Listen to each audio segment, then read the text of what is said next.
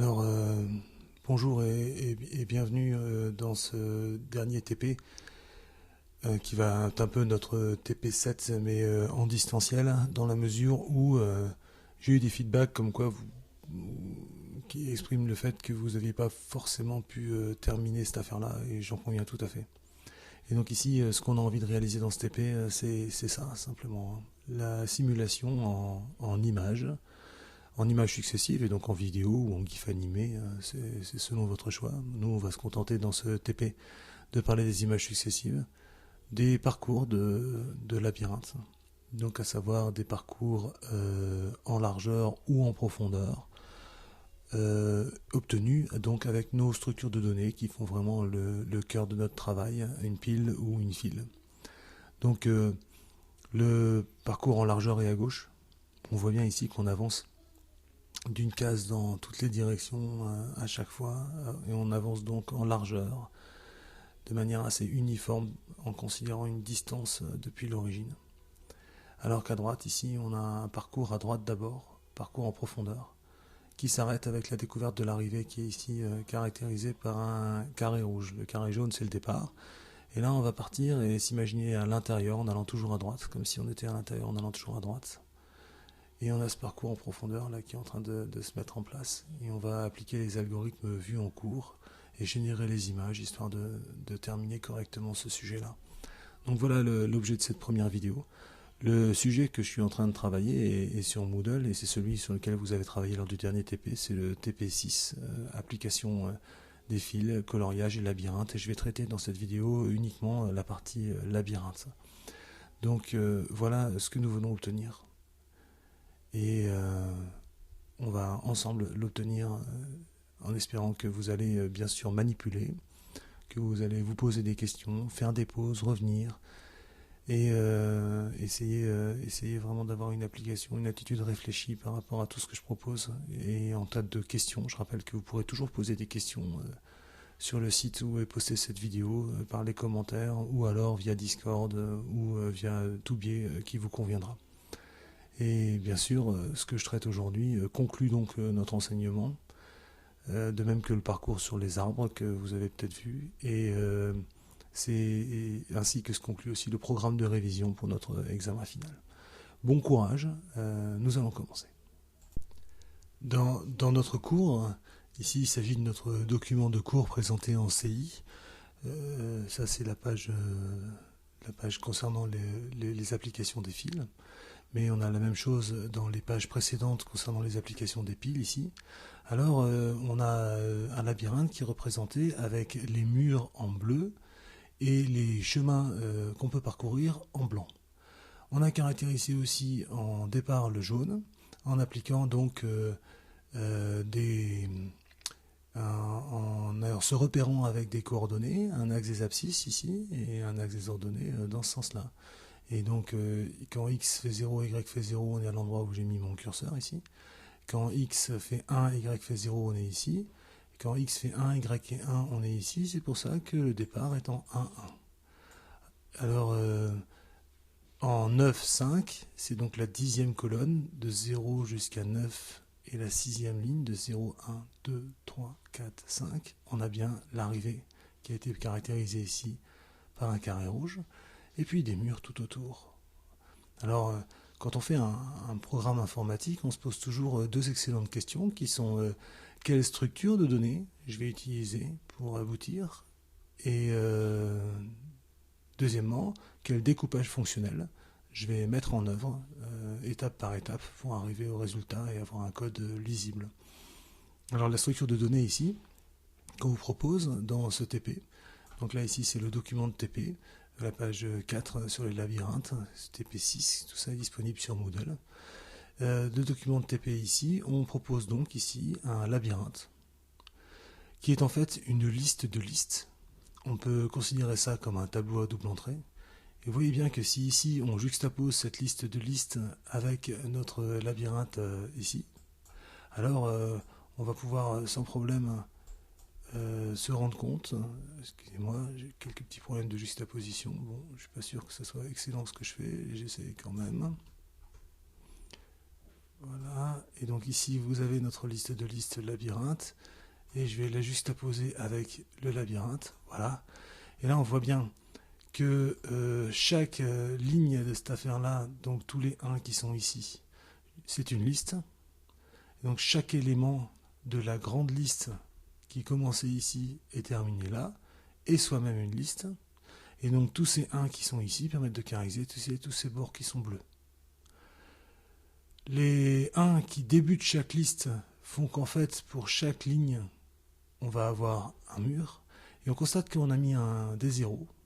Et vous voyez bien en regardant les deux images, là, que ce soit l'image, le PDF du TP avec cette liste de listes, le code, ou alors cette image qui représente notre labyrinthe, qu'il y a une correspondance entre les endroits qui sont des chemins qu'on peut parcourir et les zéros.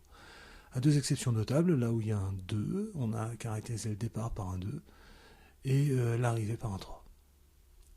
Et ceci nous permet d'avoir un dessin en appliquant simplement les codes qui vous sont proposés.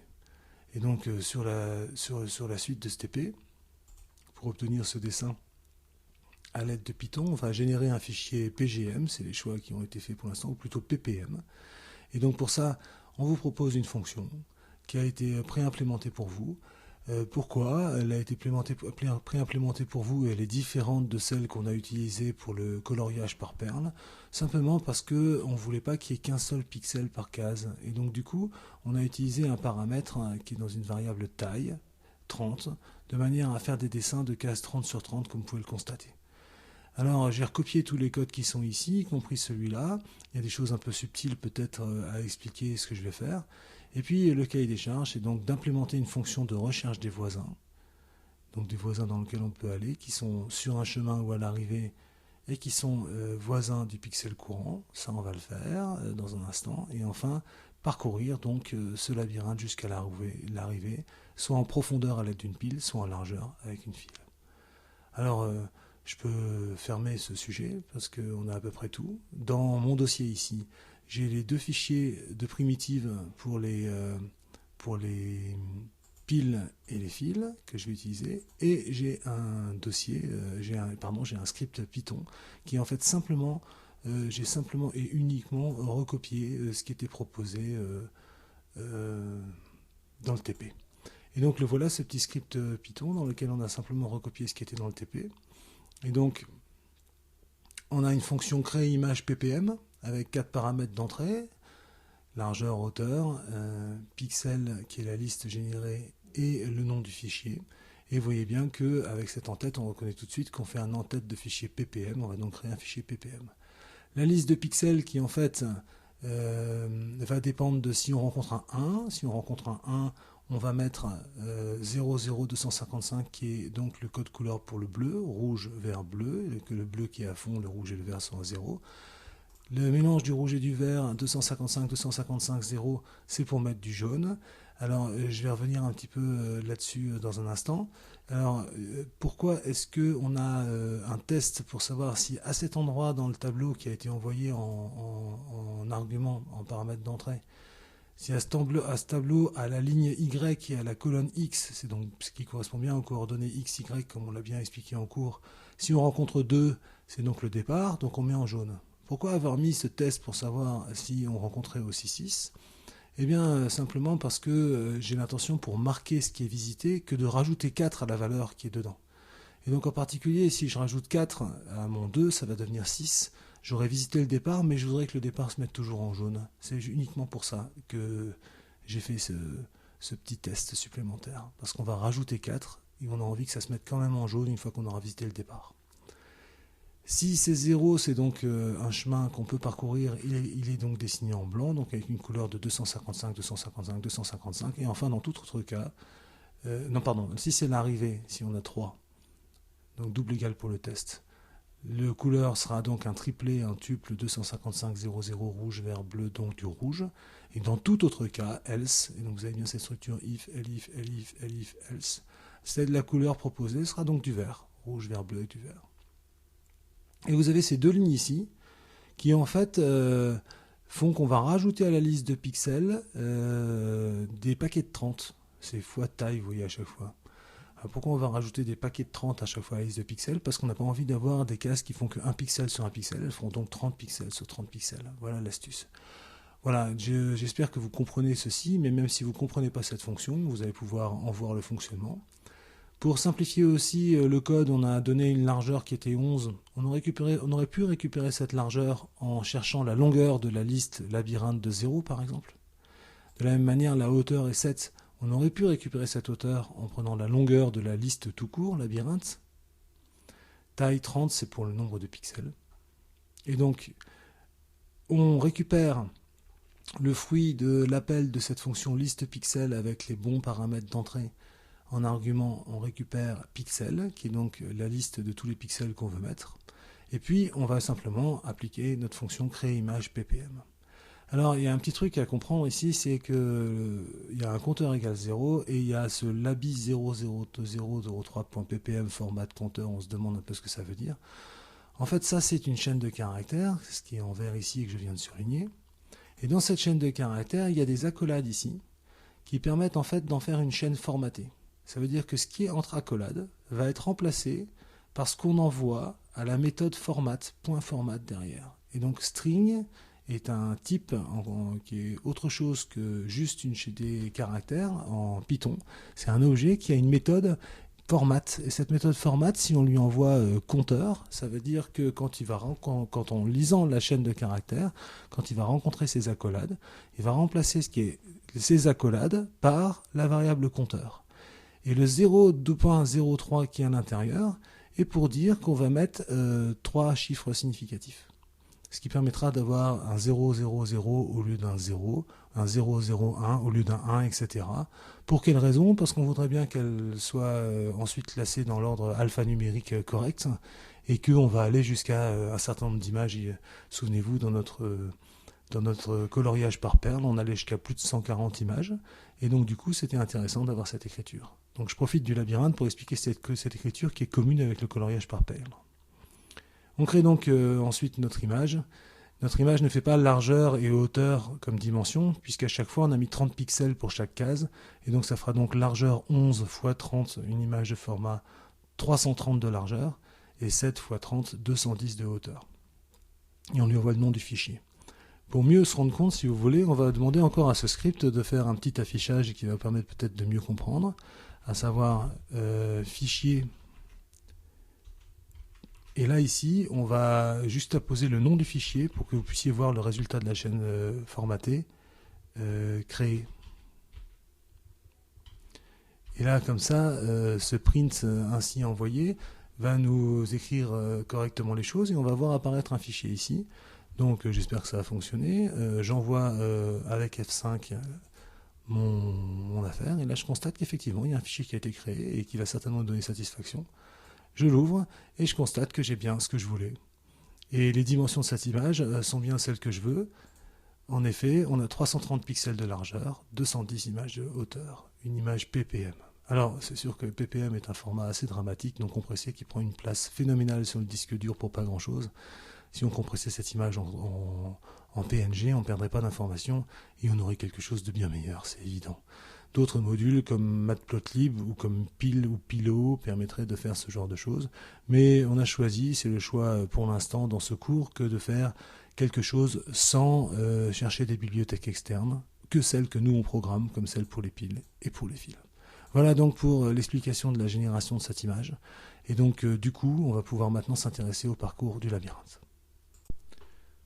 Ok, donc le cahier des charges est déjà de faire une fonction, le sujet nous le demandait, de recherche des voisins. Donc de recherche des voisins de quoi? Par exemple, pour bien comprendre, si on est ici, alors j'ai 3 voisins qui vont être qualifiés, à savoir 0, 0 et 0, 3 chemins qu'on peut emprunter. Ça veut dire qu'ici je suis en coordonnées, un couple de coordonnées 0, 1, 2, 3 pour les x et 1 pour les y. Je suis dans le labyrinthe de Y, donc de 1, de X, donc de 3. Donc dans le labyrinthe crochet 1, crochet 3, j'ai un 0. Et donc je dois regarder en X-1, je vais prendre. En X plus 1, je vais prendre, au même Y. Mais en gardant le X, en Y-1, attention, on monte dans ce cas-là, je ne vais pas prendre parce que c'est un mur, ce n'est pas un voisin qu'on peut parcourir. Et en y plus 1, par contre, c'est correct. Alors que quand je serai arrivé ici, il y a de fortes chances que j'ai visité cet endroit-là, donc je l'ai marqué avec un 4 et j'aurai plus de voisins, par exemple. Vous voyez bien que ce soit au-dessus, en dessous, à droite ou à gauche, si j'ai déjà visité ici et changé ce qui est marqué là avec un 4 parce que j'ai visité, parce que donc, comme je le disais précédemment, quand je vais visiter, je vais rajouter 4 à la valeur que je rencontre, et bien dans ce cas-là, j'aurai plus de voisins. Ici, arrivé ici, 3 est bien un voisin. Même si on a gardé un code différent pour l'arrivée, mais on peut y aller. Et heureusement, sinon on ne risque pas de sortir de labyrinthe. Donc on va donc créer une fonction de recherche des voisins.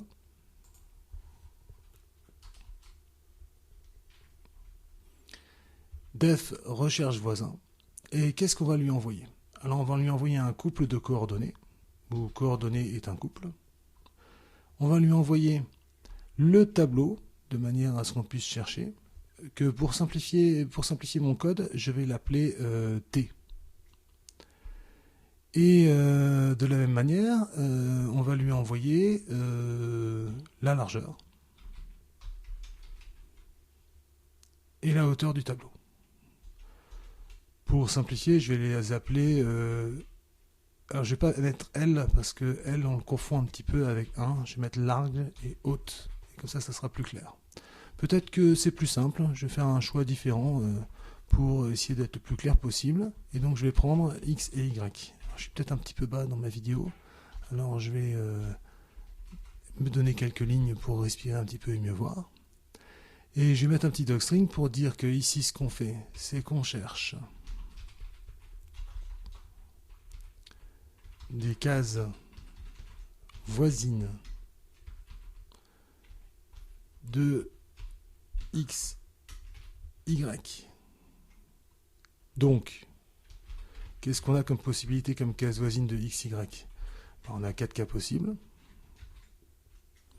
Donc, soit à gauche, X moins 1, Y, soit à droite, X plus 1, Y, soit en haut, alors dans ce cas-là, c'est X et Y moins 1, soit enfin en bas, avec X et Y plus 1. Et ça, c'est du et ou. C'est du ou. L'une de toutes ces cases-là sont possibles. Mais tel que, eh bien, à cet endroit-là, c'est-à-dire dans notre tableau de... Alors attention, il faut d'abord mettre l'ordonnée, donc le Y ou le Y plus 1. Tableau de ordonnée abs doit être égal à 0 ou 3. Cette écriture n'est pas syntaxiquement correcte, on va faire beaucoup mieux après. Donc je vais faire un petit peu mieux tout de suite. Ça doit être égal à 0 ou... Voilà, je ne sais pas ce que j'ai foutu. Veuillez me pardonner. Ça doit être égal à 0 ou ça doit être égal à 3. Voilà. Ce qu'on peut écrire d'ailleurs de manière plus subtile par exemple que ce que j'ai écrit là. Parce que là, par exemple, 2 et 6, j'aurais pu simplement dire que le reste dans la division par 4 était 2. Alors ça, c'était un petit peu particulier, peut-être pour des matheux comme vous, ça pose pas trop de problèmes. Mais ici, nous, ce qu'on peut faire, c'est qu'on peut dire, par exemple, que le reste dans la division par 3, comme c'est 0 ou 3, eh bien c'est, je vous laisse un temps de réflexion, si c'est 0 ou 3, dans ce cas-là, c'est... Alors, je ne peux pas faire ça, excusez-moi, je vais m'arrêter, j'allais écrire ça. Le problème, c'est que dans ce cas-là, quand on a marqué le départ, on est à 2 plus 4, 6, et ça ne marcherait pas. Veuillez oublier ce que je viens de raconter. Donc, j'oublie, excusez-moi, pour ce changement d'avis. On va écrire ça comme ça. Donc, on veut trouver des cases voisines de X et Y. Du coup, je vous embrouille, donc je reprends. Soit à gauche,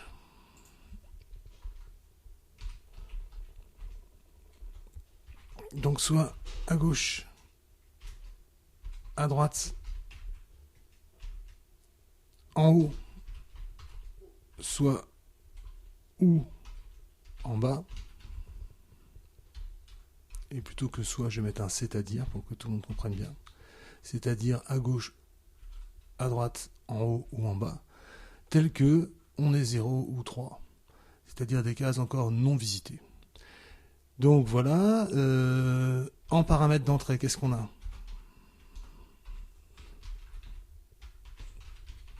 Les coordonnées actuelles, X et Y. Qu'est-ce qu'on a encore en paramètres d'entrée? Eh bien, on a T, la grille, ou le labyrinthe.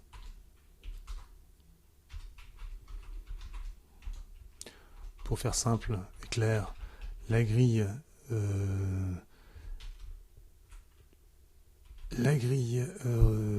pour le labyrinthe, ou représentant le labyrinthe.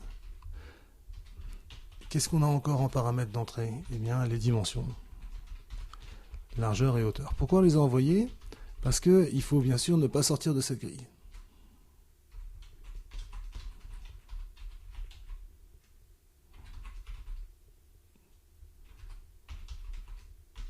Si je commence à demander une valeur qui n'est pas dans la grille, je vais avoir des problèmes, des erreurs. Voilà. Et qu'est-ce qu'elle renvoie, cette fonction? Et à cette fonction, elle renvoie une liste de voisins à parcourir. Alors, on y va. Comme cette fonction renvoie une liste de voisins à parcourir, eh bien, cette liste, on va l'initialiser. Donc, la liste vide, simplement crochet-crochet. Attention, je ne peux pas l'appeler liste, c'est une commande de Python, L-I-S-T-E, et ça, c'est la liste vide. Et ensuite, on va récupérer, on a les coordonnées X et Y, c'est bon. On doit commencer à tester.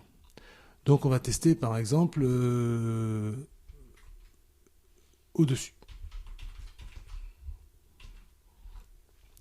Alors, si on teste au-dessus, ça veut dire qu'on va chercher si au-dessus, c'est-à-dire en Y-1, on est toujours dans la grille. Qu'est-ce qu'il va faire quand on remonte qu'on est toujours dans la grille? C'est qu'au niveau des indices, on ne va pas en dessous de 0. Donc il faut rester au-dessus de 0.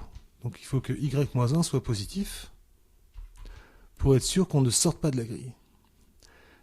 Et si c'est au-dessus, il faut quoi d'autre aussi? Eh bien, il faut que dans notre tableau, on ait 0 ou on ait 3. Dans ce cas-là, on sera bien un voisin parcourable. Parce que si au-dessus on a un 1, c'est un mur, il ne faut pas y aller. Alors on va écrire ça correctement en Python. Le hord et le abs, vous voyez bien que ce sont des commandes Python qu'on ne peut pas utiliser. Mais de toute façon, c'est quoi si on est au-dessus l'ordonnée? C'est Y-1. C'est quoi l'abscisse? Si on est au-dessus, ben, elle ne change pas, c'est encore X. En Python, un OU, ça tient un OR. Et je teste si ça peut être égal à 0, ou ça peut être égal à 3. Je peux peut-être faire un code plus simple pour que tout le monde comprenne que cette condition qui serait très bien. Mais je vais faire quelque chose d'encore plus simple. Mon idée est que le maximum de personnes puissent comprendre à distance. Et donc du coup, pour simplifier encore ce code, je vais récupérer la valeur du tableau. Donc, qu'est-ce que ça va donner? Alors, je suis en train d'improviser. Hein. Tout ceci n'était pas programmé que je fasse ça en vidéo. J'espère que c'est pas trop chaotique et que vous en sortez. Donc, ce que je fais, c'est que je vais récupérer cette valeur. Et par exemple, je vais l'appeler val. C'est la valeur qui est dans le tableau. Ou la valeur dans la grille, pour utiliser le même vocabulaire qu'avant. Et si cette valeur, c'est 0, ou cette valeur, c'est 3, ça c'est juste pour l'arrivée. Donc ça veut dire si c'est chemin ou arrivée, alors dans ce cas-là, qu'est-ce que je fais? Eh bien, je dois rajouter à ma liste les coordonnées correspondantes, à savoir x pour l'abscisse et y-1 pour l'ordonnée. Et voilà. Je vais maintenant faire le même test pour en dessous, ou plutôt au-dessous. Alors au-dessous, on est peut-être très tenté ici de mettre un elif comme tout à l'heure. Mais on veut prendre toutes les cases voisines. C'est pas parce qu'au-dessus elle est voisine qu'on va pas prendre celle du dessous. Donc si cette condition est réalisée, on va quand même tester celle-là. Donc pas de if ici, mais bien un if.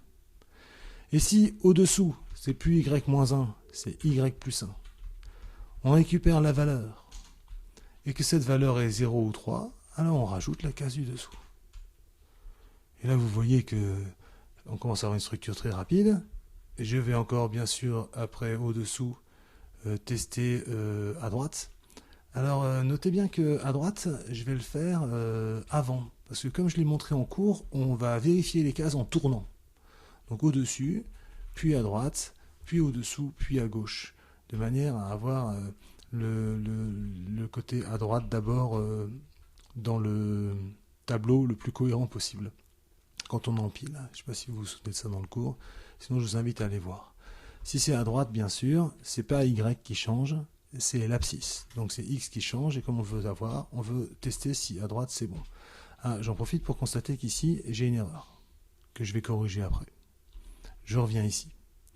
Et donc ici, je veux voir si je suis encore dans le tableau. Parce que, donc qu'on soit bien clair, c'est est-ce que ici on est encore dans la grille? C'est ça la question qu'on se pose.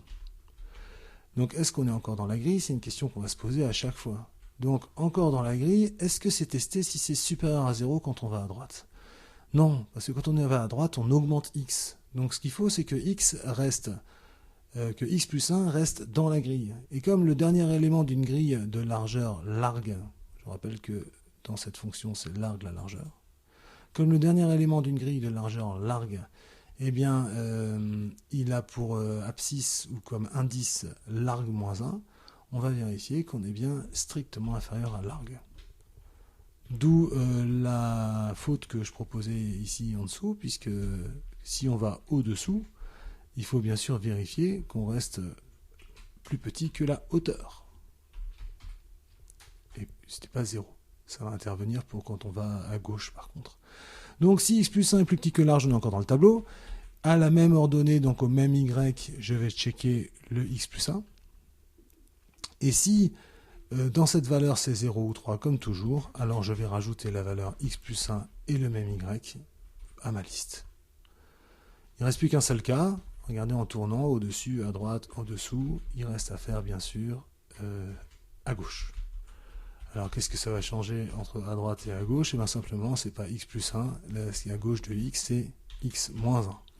Et bien sûr, il faut que ce x moins 1 reste positif, ou nul, parce que sinon on sort à gauche de la grille. Et dans ce cas-là, alors ça va bien se passer. On va checker si en x moins 1, et c'est bien à gauche, et à la même y, dans la grille, on a la valeur, et cette valeur, est-ce que c'est 0 ou 3? Et si c'est 0 ou 3, on va rajouter ces coordonnées à la liste. Il ne reste plus qu'à renvoyer la liste. Return list. Et ça nous fait une liste de voisins. Alors, on a très envie de faire quelques tests. Déjà, est-ce que ça s'interprète correctement sans erreur? J'ai lancé ici un shell, que voilà, le même qu'avant. Manifestement, il n'y a pas eu d'erreur. Ok, super. Alors, on va faire un petit peu mieux. Et à titre de test, ce qu'on va faire, c'est qu'on va donc tester des voisins. Par exemple, on va commencer à s'intéresser par exemple au départ. Au départ, on peut dire que x c'est 1 et que y c'est 1. Ce que j'aurais pu écrire en Python en une ligne avec x, y égale 1, 1. Et juste pour voir si mon code il donne quelque chose d'intéressant, si je suis en 1, 1, je suis ici avec le 2, il devrait y avoir un seul voisin dans la liste de voisins et qui devrait contenir uniquement cette case, c'est-à-dire de coordonnées 0, 1, 2, 1. Alors on va vérifier. Et pour ça, on va appeler notre fonction qui s'appelle recherche voisin, qui renvoie une liste. Et on va simplement demander de donner ce que renvoie cette fonction. Alors attention, dans mon programme principal, il me semble que la largeur s'appelle largeur, que la hauteur s'appelle hauteur, donc les variables vont bien être passées par valeur, ça va bien se passer, mais regardez, ça s'appelle bien largeur hauteur. Et ma grille ne s'appelle pas T, dans mon programme principal, elle s'appelle labyrinthe pour le test. Alors ça c'est un test. Et à titre de test, on va donc envoyer X, Y et le résultat de cette recherche de voisins. Et là, je pense qu'on n'est pas trop mal. On envoie ça et il nous propose un 1 et une liste qui contient qu'un seul élément, 2 1, c'est ce qu'on avait avant. Ah, on est content, c'est pas trop mal, ça a l'air de fonctionner. Pour vérifier, je vous propose d'aller reprendre notre premier exemple là. Si je lui envoie 3 1, on devrait avoir 3 voisins. On va aller vérifier ça.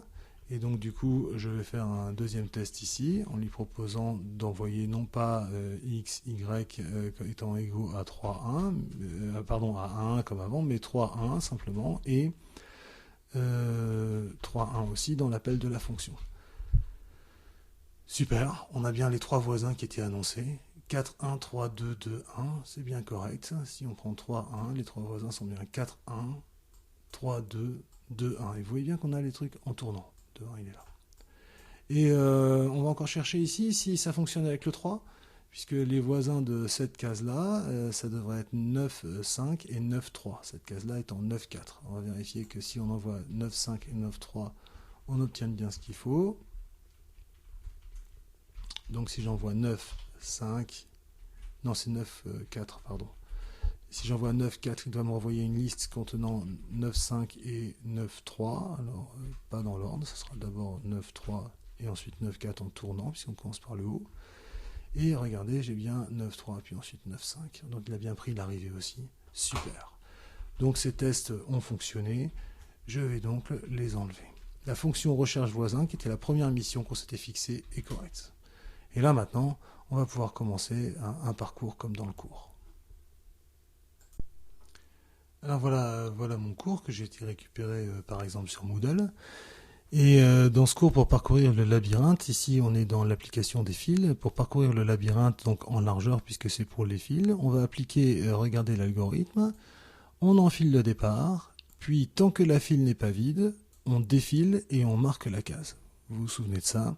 N'hésitez pas à retourner voir la vidéo du cours correspondante pour comprendre les choses. Donc on enfile le départ et tant que la file n'est pas vide, on enfile, etc. Et qu'est-ce qu'on enfile? Regardez, on enfile à chaque fois et on défile des coordonnées, etc. On va faire exactement la même chose. Il va nous falloir bien sûr une file. Alors déjà, je vais copier cet algorithme du cours et je vais me le mettre ici à titre de mémoire et aussi à titre de guide. Ça veut dire que je vais enfiler le départ. Puis tant que la file n'est pas vide, et je vais mettre des petits commentaires qui vont me permettre de voir les choses. Donc évidemment, je viens de commencer avec cette affaire-là, donc ça tombe bien, le départ il est déjà là, de notre étape d'avant. Je l'avais soigneusement gardé. Donc ça c'est notre départ. Super. Donc les tests qui sont ici, ils ne sont pas vraiment importants pour ce qu'il y a, mais je les laisse pour le fichier final. Et là maintenant, commence sérieusement notre parcours en largeur avec une file. Alors qu'est-ce que ça donne, notre parcours en largeur avec une file? Je fais un petit titre intermédiaire pour que vous vous y retrouviez dans le fichier que je vais partager ensuite. Eh bien, on va appliquer cet algorithme, on enfile le départ, puis tant que la file n'est pas vide, donc ça c'est dans la boucle tant que, on défile, et on marque la file comme défilé. Donc ça reconviendra, souvenez-vous, à rajouter, comme je l'ai proposé, 4 au code de la file. Voilà. Et ensuite, on enfile, on marche la clé défilé comme visité, veuillez me pardonner. Et enfin, on enfile ces cases voisines non marquées. On va faire ça. Et bien sûr, ce qu'on va faire à chaque fois aussi au passage, c'est que nous, on va enregistrer une image.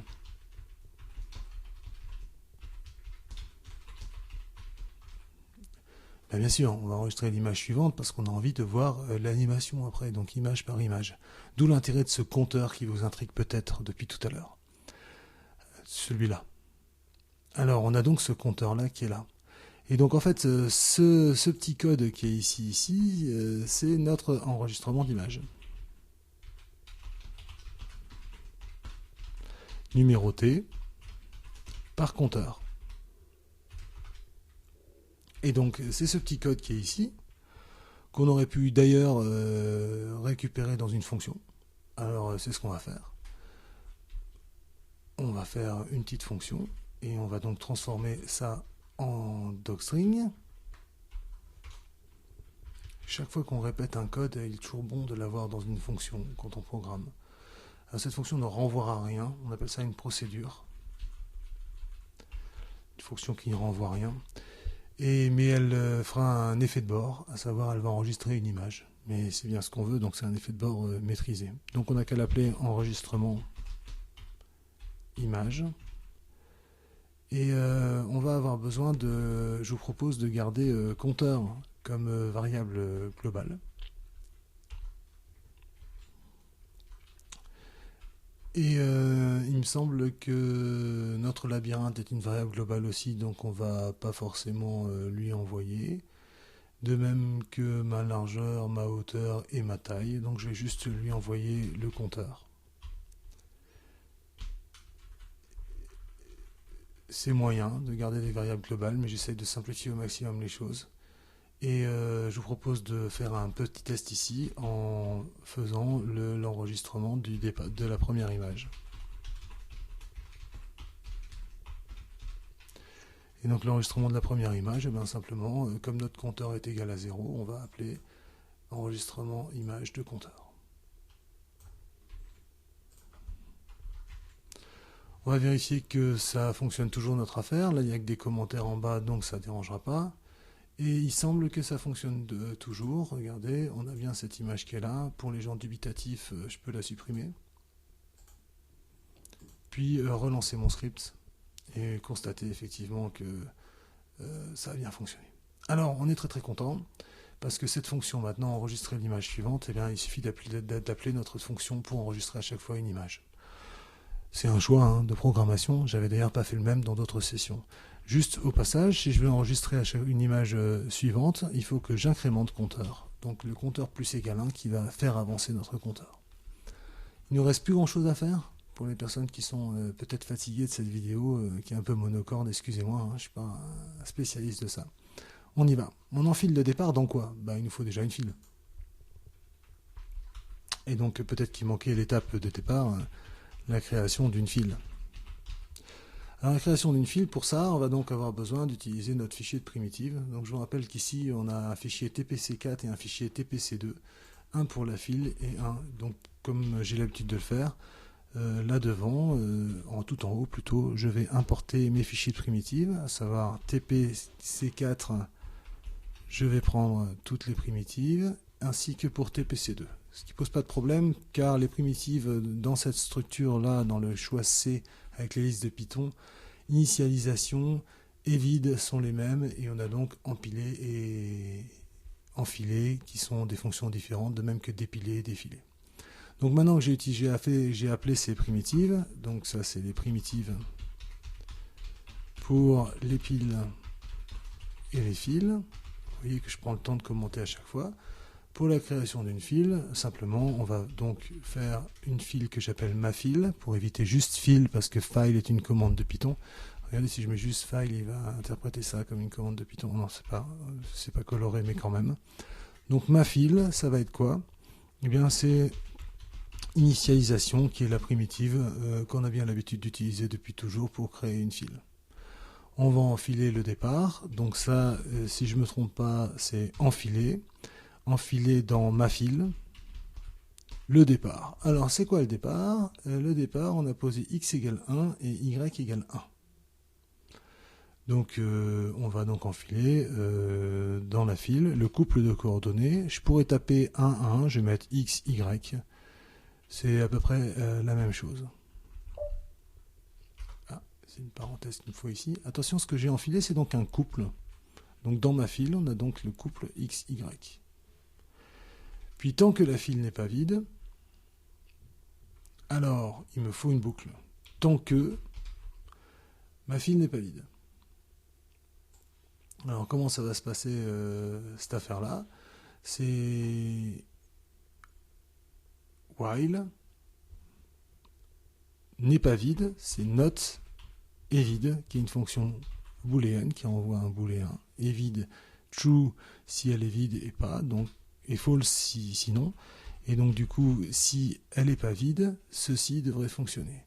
Tant que ma pile n'est pas vide, alors on défile. Et là ici, je propose d'afficher au passage les choses, peut-être. Non, je ne vais pas le faire. On va faire donc défiler. Et donc pour défiler, on va donc récupérer un couple de coordonnées qu'on va défiler. Coupe est un couple. Ici peut-être un petit on a défilé, et c'est la case qu'on va marquer. On a défilé corde. Et puis qu'est-ce qu'on va faire après? Alors ça c'est assez sympa de peut-être lancer le script maintenant pour voir ce qu'il fait et constater que vient d'arriver un deuxième fichier ici et mon script s'est arrêté. Peut-être que vous voulez voir le shell en question parce qu'on a défilé 1.1 et ma file est vide, donc on s'arrête. Et c'est intéressant de voir que on a une image numérotée 1 puisqu'on a incrémenté le compteur qui a été créé. Évidemment, comme on n'a rien marqué dans une autre couleur, c'est exactement les deux mêmes images. Si vous voulez vous en rendre compte, en voici une et voici l'autre. C'est bien les deux mêmes images. Alors, évidemment, c'est pas très intéressant. Donc dans mon fichier maintenant, j'ai donc les deux fichiers là, et ça c'est parce que en faisant mon import de mes fichiers de primitives, ça a été préinterprété ici. Et donc maintenant, on a donc ces deux gros fichiers là, on veut avoir beaucoup mieux que ça, on veut avoir tous les fichiers du parcours du labyrinthe. Pour ça, on va continuer à appliquer notre affaire, on va marquer notre case comme visité. Qu'est-ce que ça veut dire de marquer notre case comme visité? Ça veut dire que pour les coordonnées voulues, donc corde est un couple. Pour plus de simplicité, ce que je vous propose, c'est de récupérer dans X et dans Y les deux coordonnées. Et du coup, je fais encore un petit tuning au passage pour que tout le monde voit bien. L'abscisse, c'est X, et l'ordonnée, c'est Y. On va juste bien vérifier que ceci fonctionne. Excusez-moi, le shell c'est pas apparu. Vous voyez, l'abscisse c'est 1 et l'ordonnée c'est 1. Donc vous voyez que mon affectation ici a fonctionné. C'est ça que je voulais illustrer. Par contre, nos images n'ont pas beaucoup changé. Et là maintenant, ce qu'on voudrait ici, c'est bien sûr marquer notre sommet. Et donc pour le marquer, ça veut dire que dans la grille, qui s'appelle labyrinthe, actuellement, dans labyrinthe à cet endroit-là, j'ai la valeur 0. Pardon, j'ai la valeur 2, puisque je suis en 1.1. Je veux la marquer comme visitée. Pour la marquer comme visitée, ce que je vais faire, c'est que je vais rajouter 4. C'est le choix que je fais. Donc, dans le labyrinthe, à la ligne numéro Y et à la colonne numéro X, je veux rajouter plus égal 4. Et ça va faire qu'elle va être marquée comme visitée. Alors, si je le fais, ça va pas. Déjà, pourquoi ça fonctionne? Parce que les listes sont, contrairement au couple, sont mutables. Ça veut dire qu'on peut changer les valeurs qui sont dans une liste de cette manière-là. Mais ça ne va pas changer grand-chose, puisque souvenez-vous, j'avais fait en sorte que mon script, si j'ai dans le script dans création des pixels, j'avais géré le 2 et le 6 de la même manière. Donc c'est pas parce que je rajoute 4 ici que ça va changer grand-chose. On est bien d'accord. Mais j'ai marqué le départ, et ça c'est important pour la suite. Je fais un petit F5 pour vous montrer que ça fonctionne, mais par contre ça n'a absolument rien changé, puisque c'est toujours interprété en jaune, que ce soit 2 ou 6 qui est le code dans la grille. Excusez-moi, c'est un petit peu lent peut-être ce que je fais, je sais pas. J'espère que c'est pas trop monocorde et pas trop ennuyeux. Et enfin maintenant, ça va être beaucoup plus spectaculaire puisque on va donc maintenant, après avoir enregistré l'image correspondante, qui est donc la même, vous l'avez compris, on enfile les cases voisines non marquées. Donc c'est là que, souvenez-vous, on peut récupérer les cases voisines avec recherche de x, y, de voisins, etc. avec tous les paramètres donnés. C'est d'ailleurs pas forcément utile puisque ce sont des variables globales, mais c'est pas comme on les a renommées dans la fonction, il faut bien sûr envoyer tout ça. Et donc recherche voisin renvoie une liste, donc c'est devant que je dois récupérer cette liste de voisins, d'accord, que je peux appeler par exemple voisin. Je peux faire un petit affichage, mais ça va faire du monde. Print voisin. Donc voisin non encore visité bien sûr, hein. Quand on dit voisin c'est ça qui est sous-entendu. Et j'affiche dans ce cas-là la liste. Ce n'est pas une pile ou une file, c'est une liste de Python de voisins qui a été renvoyée, qui contient dans l'ordre les voisins en haut, puis à droite, puis en bas, puis à gauche, à condition qu'ils soient vides.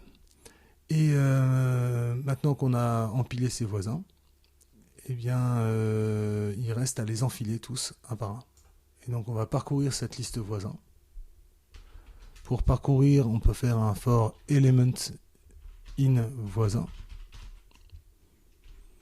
On aurait pu faire un for i in range len de voisins, mais ce n'était pas nécessaire ici.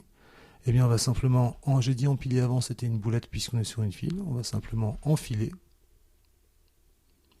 Enfiler quoi? Eh bien, l'élément dans ma file. L'élément est déjà un couple. Et là, ça va être assez impressionnant, parce qu'on n'a pas rajouté beaucoup de lignes de code, mais ça va avoir un sacré effet. Je vérifie en lançant ce programme, ce script. Et là, vous constatez qu'il est en train de se passer quelque chose. Et en fait, ce que vous n'avez pas vu sur le bureau, mais que je vais mieux vous montrer maintenant, c'est qu'il y a un certain nombre d'images qui ont été générées. Il y en a 30 numérotées de 0 à 29. Et là, c'est assez spectaculaire de les parcourir dans l'ordre et de constater, là, à chaque fois que je clique flèche vers la droite pour voir l'image suivante, qu'on a bien notre parcours en largeur. Moi, je dis waouh. Alors, évidemment, vous pouvez vous amuser à changer le labyrinthe et à faire des parcours différents. Alors, il y a quelque chose qu'on n'a pas testé, c'est si on était arrivé à l'arrivée.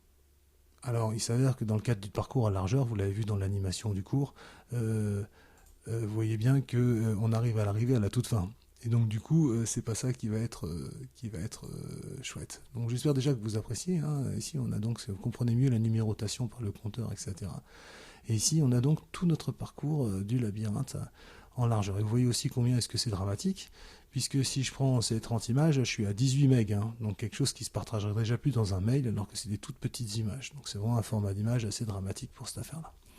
Alors, ce qui pourrait être sympa, c'est de changer de manière à ce que ça s'arrête à l'arrivée. Donc pour que ça s'arrête à l'arrivée, donc le cahier des charges initial est bien sûr terminé pour la file, en tout cas il reste la pile à faire. Moi je vous propose de rajouter un petit test avec un petit booléen par exemple qu'on peut appeler trouver arrivée, qui au départ est à false, puisqu'on n'a pas trouvé l'arrivée. Et du coup dans notre test, pour faire quelque chose de plus subtil, tant que c'est pas vide et que on n'a pas note trouver l'arrivée.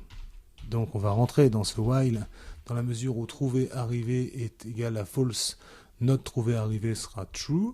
Et ce qu'il faut, c'est qu'on fasse un petit test pour savoir si on est arrivé. Et donc pour ça, on doit donc checker si c'est arrivé. Donc ce qu'on va faire, c'est qu'après le défilement, on va se poser la question, est-on arrivé ? Et pour le savoir, on va tester si, à cet endroit-là, qu'on vient de défiler, attention, peut-être que du coup, ça serait subtil que je récupère X et Y, ici. Je réagence un petit peu mon code. Si, à cet endroit-là, dans le labyrinthe, on a 3. Alors, dans ce cas-là, on est arrivé. Ben, si on est arrivé, qu'est-ce qu'on va faire ? Ben, simplement notre variable trouver arrivé qui avait été initialisée à false, on va la passer à true. Et on est content. On peut faire un petit affichage pour dire qu'on est arrivé.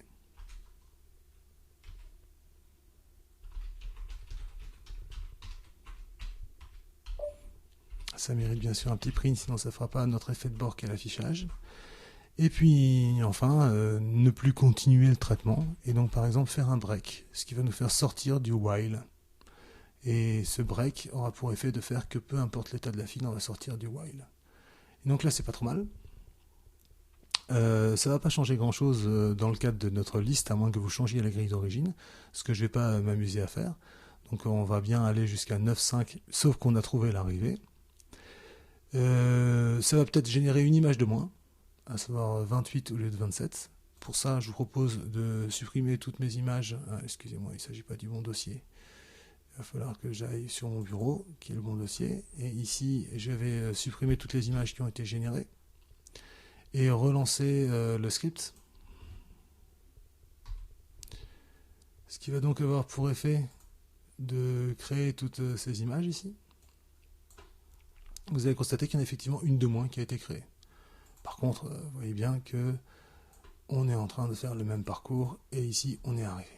Alors, j'espère que c'est chouette pour vous de faire ça, cette génération d'images, ce genre de choses, etc. Et que le sujet que j'ai choisi de traiter avec vous n'est pas rébarbatif. Et donc je vais de nouveau supprimer ces images maintenant. Et revenir à notre état. Vous voyez que j'ai bien uniquement nos fichiers d'origine et tout ça. Et ce que je vais faire, c'est que on va bien sûr se poser la question du parcours maintenant, non plus en largeur avec une file. Je fais un petit copier-coller, ça va être assez rapide. Et on va se poser la question non plus du parcours en largeur avec une file, mais bien du parcours en profondeur, avec non plus une file, mais une pile, comme c'est un peu plus tôt dans le cours. Alors il n'y a pas grand chose qui change, exactement comme dans le parcours des arbres, si vous avez déjà regardé la vidéo, ou sinon vous le verrez en regardant la vidéo. Alors évidemment, pour que ça soit intéressant, je vous propose de réinitialiser un peu notre labyrinthe, mais pas le compteur pour qu'on ait toutes les images. Donc je laisse mon compteur à la valeur où il est. Et là maintenant, je vais réinitialiser ma grille. Donc je réinitialise. Réinitialisation, je fatigue. Je vais réinitialiser aussi mon départ et le remettre en 1, 1. Et puis c'est parti. Qu'est-ce qu'on va faire? Eh ben, on va créer une pile. Donc si on crée une pile, c'est la même primitive initialisation. Ensuite, on ne va plus enfiler le départ, mais on va empiler le départ. Trouver arrivée va être encore plus sympa ici, puisque tant que la pile n'est pas vide, en fait on va trouver l'arrivée avant d'avoir terminé le traitement. Donc autant que la pile n'est pas vide, c'est ça, on ne défile pas mais on dépile cette fois-ci. Et donc on va donc dépiler cette affaire. Et puis est-ce qu'on est à l'arrivée? Eh bien qu'on va trouver ici, ça c'est exactement la même chose qu'avant. On marque la case non pas dépilée, mais cette fois-ci la case dépilée comme visitée. On va enregistrer une image suivante et comme on n'a pas réinitialisé le compteur, on aura toutes les images à la suite. Et enfin, on va empiler les cases voisines qui ne sont pas marquées. Cette fois-ci, plutôt que les défiler, ça veut dire que ici, on n'a plus que ça à changer. Et là, ici, ça va être assez sympa puisqu'on va donc enchaîner les deux normalement. Ah, j'ai un mafile qui pose problème. On voudrait empiler un mafile. Il y a quelque chose que j'ai mal fait. Oui, ici, j'ai pas changé. C'est intéressant aussi de voir des erreurs. Aucun problème pour moi, j'espère pour vous non plus. C'est pas la première fois que je l'ai fait. Oui, je dépile. En fait, oui, d'accord. Quand j'ai changé, j'ai juste empilé et défilé. Il faut donc que je recherche encore. Je pense que j'ai la même chose ici. On va éviter de multiplier les erreurs. Ma pile s'appelle pile. Est-ce qu'il y en a encore des erreurs de ce type-là? Alors, on a donc ici un certain nombre de choses qui se passent. Et on va enchaîner les choses. Donc on est empilé, on a défilé, on est arrivé. Alors il y a quelque chose qui est un petit peu surprenant ici, c'est qu'il y a un mélange. On va aller regarder un peu ce qui se passe. Et c'est surprenant ici. En effet, il me semble que on a perdu notre premier code. J'avais peut-être pas fait un copier-coller correct, en fait. Ah, on n'a plus que le parcours en largeur avec... Ah non, non, il est là. Attendez, je vais chercher mon erreur. Alors, je pense avoir trouvé. Et en fait, j'avais simplement corrigé le mauvais code. J'avais copié-collé, mais j'avais corrigé le mauvais code. Et donc, du coup, je vais donc faire un petit coupé. Puis, à la toute fin ici, faire un petit coller. Et je récupère juste le titre ici, que je vais remettre au bon endroit. Et me pardonner pour cette désorganisation ici. Maintenant, je pense qu'on est pas mal. Et on va tester ça. Alors, on a tout ce qui est défilement ici qui est en train de se passer. Là, ici, on a un ralentissement des affichages, mais par contre, j'ai eu des trucs intéressants. Il semble qu'on a les dépilements qui sont corrects ici. On a pas mal de choses qui sont correctes ici. On a dépilé. Ah, donc, d'abord, c'est là, défiler. Et puis ensuite, dépiler. Le verdict va certainement nous être donné en allant regarder dans le fichier si ici on a ce qu'il faut. Et donc normalement on a d'abord un certain nombre d'images qui doivent de nouveau être notre parcours en largeur. Je suis en train de faire des flèches vers la droite ça, pour qu'on soit en train de constater. Et puis le parcours en largeur se termine et ensuite on doit continuer directement par le parcours en profondeur, c'est-à-dire à droite d'abord. Magnifique. Voilà. Et ce qui va être sympathique, c'est qu'il va s'arrêter avant la fin. Voilà, il suffit. Alors évidemment, j'ai pas un défilement automatique. Pour le cours, je vous ai créé un GIF animé, ce qui est extrêmement facile à faire avec les fonctionnalités des logiciels libres sous Linux. On peut bien sûr faire une petite vidéo de ce que je suis en train de faire, ce qui est beaucoup moins passionnant. Je vais arrêter de cliquer dans tous les sens. Je vais faire juste une petite synthèse pour terminer, qui dit que donc j'ai utilisé encore mes primitives dépile et défile. Pour générer des images en ppm cette fois-ci, c'est-à-dire en couleur, dans lesquelles j'ai veillé à ce que chaque case fasse 30 pixels avec la fonction qui vous a été proposée. Et enfin, au niveau du script qui a été lancé, on a donc une liste de listes qui nous permet d'avoir une structure de données qui modélise notre labyrinthe, avec des codes 0 pour cases non visitées, 1 pour les murs, etc. etc. Et puis, on la parcourt et on marque à chaque fois les choses comme visitées. Peut-être que ça serait intéressant pour vous, peut-être à la toute fin de ce traitement avec la pile, que j'affiche notre liste labyrinthe. Alors pour que ça soit visible, je vous propose de faire un for ligne in labyrinthe, de manière à ce que les lignes se mettent l'une en dessous de l'autre. Print ligne, ce qui va donc parcourir notre labyrinthe et puis nous afficher les listes. Je vais relancer ce script qui va bien sûr prendre un petit peu de temps puisqu'il fait d'abord tous les défilements puis tous les dépilements. Voilà, c'est en train de se faire, là c'est terminé. Et là, regardez, c'est assez intéressant de constater qu'à la fin, on a un 6 et non plus un 2 pour le départ puisqu'il a été marqué, et c'est pour ça qu'on avait géré le choix de 6 ou de 2 pour que ça soit en jaune. On a des 4 partout où on a du vert. Et les cases non encore visitées sont à 0, 0. Donc ça va mettre en regard de la toute dernière image. C'est celle-ci. Et si effectivement je mets au regard cette image-là avec l'état de la grille, vous voyez que la structure de données était tout à fait pratique pour illustrer ces choses. Voilà, c'est la fin de cette vidéo. Extrêmement longue, dans laquelle j'aurais pu être peut-être plus succinct.